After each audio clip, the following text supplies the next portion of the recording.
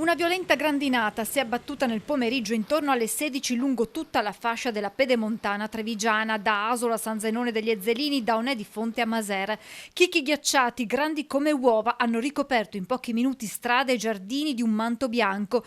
Chi ha assistito al forte temporale accompagnato da raffiche di vento e pioggia racconta di un fenomeno mai visto prima con questa violenza. Ad Asolo le raffiche e la grandine hanno fatto volare le tegole dai tetti di alcune abitazioni. Danni alle colture, ma anche alle auto. Al CFP di Asolo specchietti e cristalli delle vetture andati distrutti, rotti anche i vetri delle finestre, come accaduto al centro culturale Casa dei Campanari. Un disastro.